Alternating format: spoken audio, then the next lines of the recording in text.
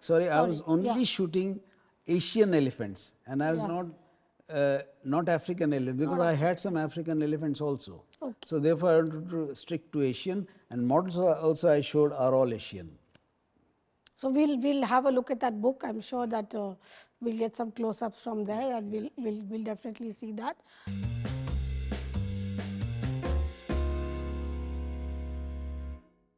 But moving on to the fact that you've mentioned at least 2 3 times that people don't do books so Yeah, much now. yeah, yeah, Although I must tell you that I went for this lovely book launch at Dayanita Singh's. yeah, She had just done yeah, a yeah, yeah. series of her, Recently, yeah, yeah, with Stidle, yeah, and it was stunning to see that yeah, book yeah, because it was so many things. I mean, I can talk at length about, yeah, but it is hard to come yeah, out with books yeah, because now we have the digital world. So yeah. there are two questions which I have to you.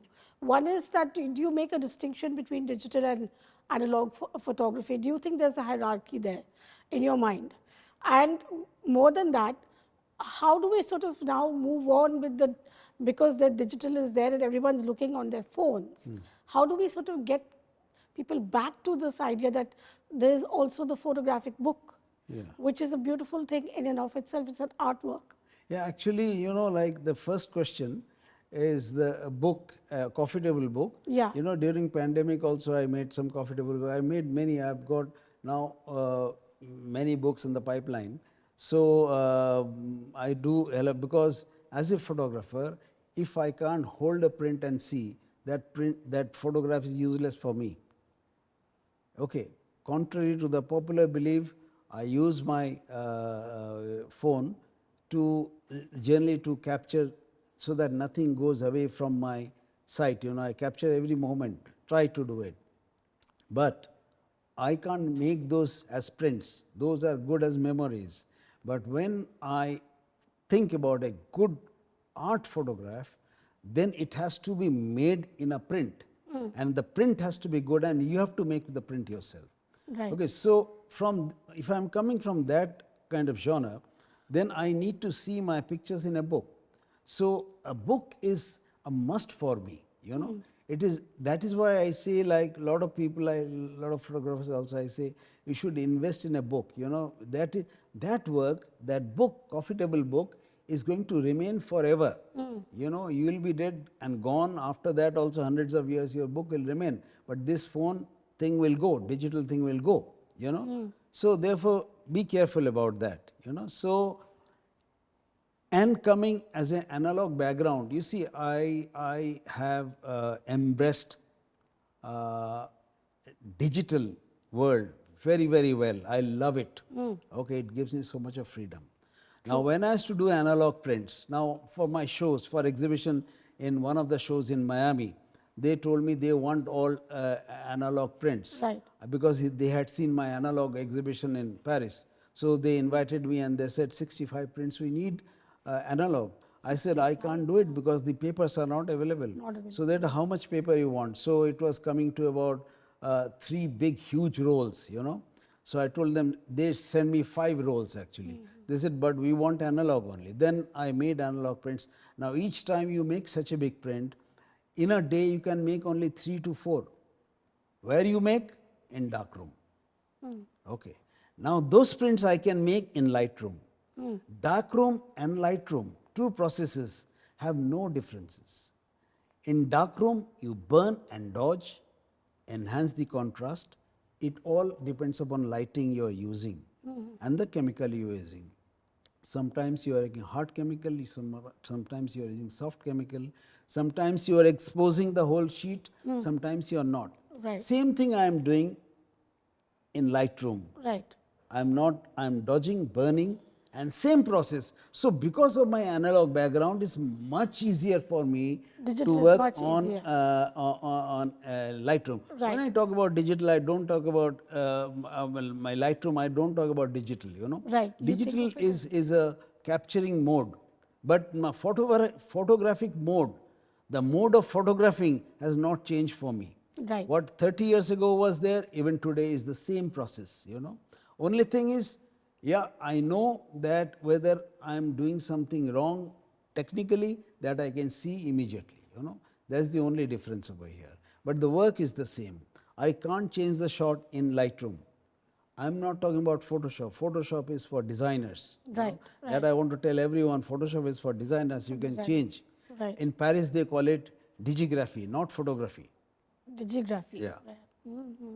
Photography is different. Digigraphy is different. Right, right. Okay. In India, we still have to sort of come up with the terminologies and catch up with the language. But we are doing all the things. I think that we are very practical. We do it. Yeah, It's just that yeah. we don't come up with the sort of theory behind it, Yeah, in that linguistically. The differentiations basically. Yeah. To know the difference between both, Yeah, because I did hear from Bharat Sikka, he told me about daylight, dark room. Yeah. So then I was like, oh, that's a very interesting concept. He also uses the same approach that you talked about, where the dodging and the burning and all that is going on. So it's like a photographic, it's like being in a dark room. Yeah, And that is a lovely analogy, because then you're carrying on the same language. yeah. And then coming to the second question now, about the younger generation. Like, for example, if you're mentoring somebody, or somebody comes to you and says, Akash, please teach me about photography. I would like to learn under you. Do you do that firstly, and then secondly, do you tell them that you should go for doing analog as well? Do you give them that experience? See, now if you are used to eating, pizza and you are satisfied, I can't tell you go and have the finest French meal or have the finest biryani with kebab and other things, because he'll not take it. So there's no my point of telling him in a hurry. So if I have to mentor someone, I'll mentor him with the digital era only, because I have to teach him the best way how you can handle digital camera better. Now, I might differ from other people's point of view from here, because I know he doesn't have the time to go through analog. Analog takes long time, and also analog takes a lot of your concentration and patience basically, whereas people do not have that much of patience. So in today's generation, if they don't have that much of patience, I'm not going to teach him how to have patience. I am not going to teach yoga, which I do every day. Right. I'm going to teach him photography. All those health issues and yoga and having patience, how to generate patience, yes, once in a while I might tell them, but I'm not going to have a course for that. I will tell them how we can, I use the word exploit digital, what you call way of photographing the best way. How is it? So if somebody asks me, Then I you will know teach analog, them. of course. Then you will teach them. So they have to ask you. Yeah, exactly. You don't tell them. It's not. Actually, I don't do any mentoring at all. I don't do, but somebody comes, a lot of people come and all that. Yeah. Just casually I discuss with them, tell them and all that, but not as a mentor, you know what I mean. Okay. I'm not a good teacher. Okay, you don't enjoy teaching the younger. Yeah. So because I keep busy with my own projects Right. and all that, Right. Okay. All right.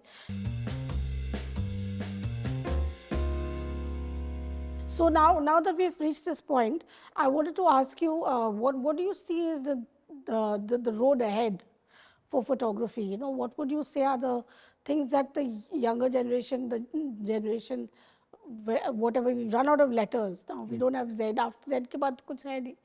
So the generation after Z, what would you say to them?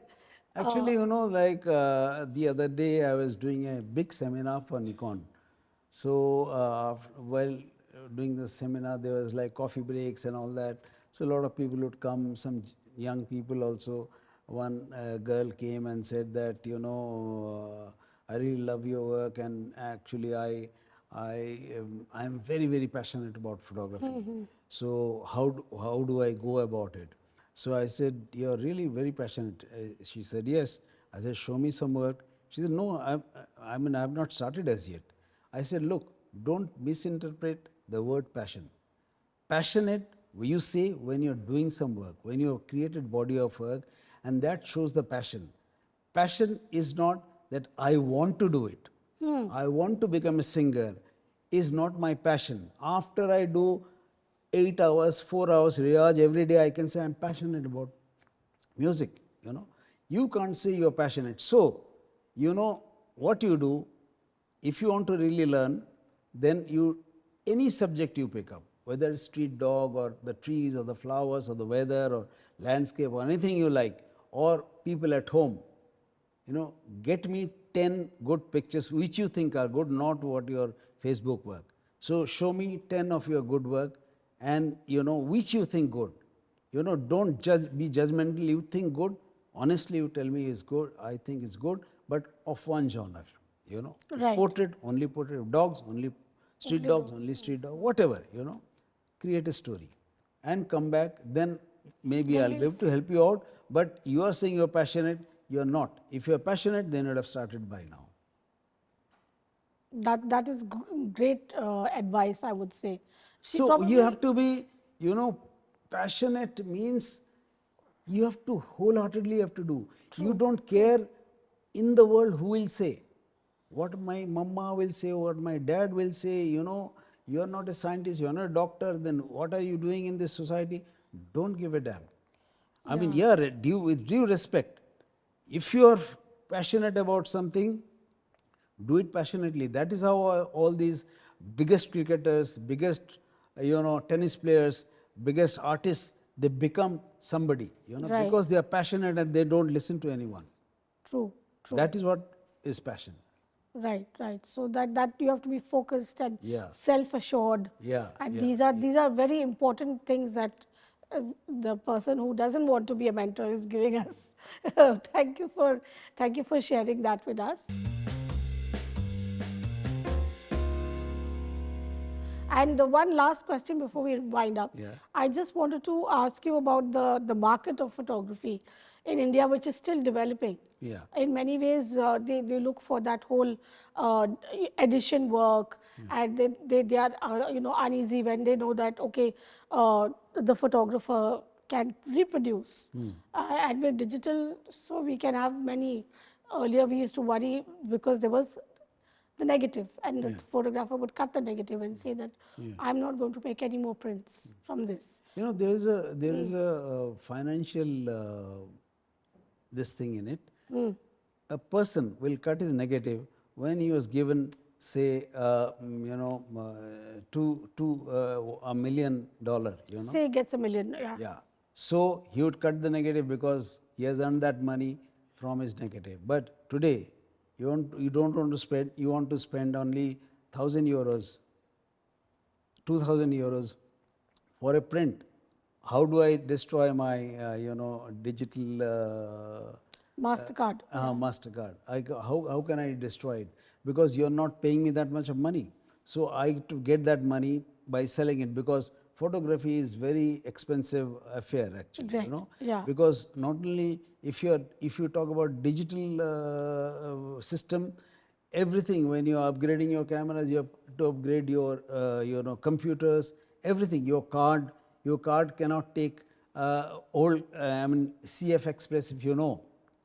The modern cameras which Nikon has launched, it cannot take the other SD cards and all that. So whatever cards you bought is gone for a 6. Now you have to, with new camera, new cards, everything is expensive. So how do you sustain You have to keep yourself? upgrading. So what I do, I sell a lot of prints. Okay. So I only tell them there are 3 sizes available. One is very big, one is medium also very big, and one is, say, Super A3 size. Right. Well, there are 3 prices over here. Whichever you like, you take that. So that is how I this thing, and each size is 15. So I write on my print 1/15, 2/15, 3/15, like that. So then I sign and give a certificate. Okay, this is the original work of so and so. So and so. Right. So you feel that there are ways of working around the market. Yes. That one can come up with. Yes. And subvert then the kind of challenges that photographers face otherwise. See, the other thing is, which is very important part, people think they can sell anything. When it doesn't sell, they crib about it. Right. It will only sell if you're making something different, if you are not just, say, I do a lot of wildlife photography, okay. Now, how my wildlife photography is different from, or what is my point of view on it? My wildlife photography has got a kind of a framing in it. I frame each and every shot. Okay. So for that, I use certain kind of my experience. So if you see my picture, one picture which became very famous, which Incredible India used it, National Geographic used it, Time magazine used it, is a tiger which is big canvas. Suppose it's a big canvas, tiger is only covering maybe 8 to 10% of the area, and that also back of the tiger and the shaft of light coming in. Okay. Now, can you imagine tourism campaign, Incredible India campaign only in Europe and America. They released many pictures. This is also one of them. Everybody wants to see tiger from the front because that is the beauty. They say that's the beauty of the tiger. How come they selected this picture? Because this picture is telling a story. The tiger has to go a long way, and if nobody comes to save the tiger, then the God's own torch will save the tiger. So you have to tell a story through your picture, and then it will sell. So many prints of that I sold. So you have to understand that you are not a journalistic picture. Documenting picture is different. I am not documenting any species, whether it's tiger or it is a small bird. I am actually making a fine art picture, which is my own point of view. Right. Okay. So I'm instead of creating subjective content, I am showing my objective intent in my own way. Right, right. Beautiful. It sells. Beautifully put. Thank you so much. And we are going to wind up our episode now. Thank you so much for paying attention and being with us. And Akash, thank you so much for sharing your valuable viewpoints and your mentorship with us. And we'll catch you again. Bye for now. Thank you very much. Thank you so much, Georgina. Thanks. Chaibrary, it's a wonderful, forum where, they invited me and you invited me. I'm really, really glad about it because these things are needed, because if you have to reach out, you see, doing yourself is something else, but then you have to share your thoughts because everybody has different thought altogether, So it's better that we interchange our thoughts and understand the whole world better, Thank you. Thank you so much.